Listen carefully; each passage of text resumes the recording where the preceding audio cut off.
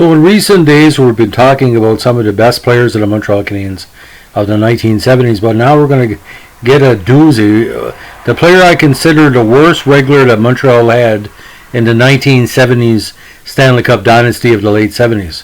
Of course, as my dad called him, the giraffe gone bad, Gilles Lupien.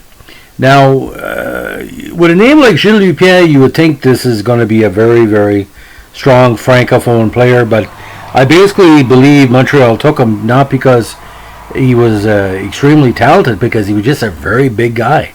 He was probably the biggest player of his era at 6'7". Some people say 6'6", but I think it was 6'7", 210 pounds. He was a left defenseman for the Montreal Canadiens that came on the radar when he was playing in the Quebec Major Junior Hockey League for the Quebec Remparts in the 1971-72 season.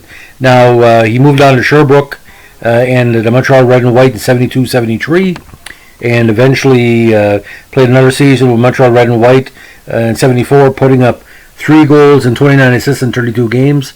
He was eventually drafted 33rd overall in that big 1974 draft from Montreal, and 71st overall by the Toronto Toros in the WHA draft that same year.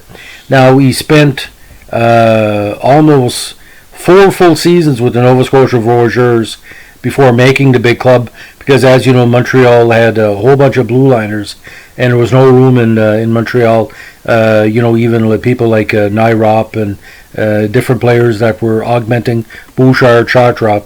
Now, the 77-78 season, after a quick start to his year with the Voyageurs, Montreal called him up, and he counted 1 goal and 3 assists for 4 points in 46 games, and was part of Montreal's Stanley Cup run that year. Now, in 1979, Montreal gave him a more regular play, because, as we all know, Bill Nyrop had retired, and he had 1 goal and 9 assists in 72 games, and an ineffectual 13 games in the playoffs with no points and only 2 minutes in penalties. So, 79-80 season, he probably overstayed his welcome with Montreal. He was eventually passed off to Pittsburgh, then to the Hartford Whalers that same season, and wrapped up his career with the Whalers in 1982 at their affiliate in Binghamton. Now, because he was born in Lachute, Quebec, and raised in the Chatham, Quebec area, he had a good indication of the importance of developmental skills from agents, and that later became his future career. He was a highly noted professional hockey agent for a number of years, representing everybody from Corey Crawford, Sean Couturier, and of course Roberto Luongo.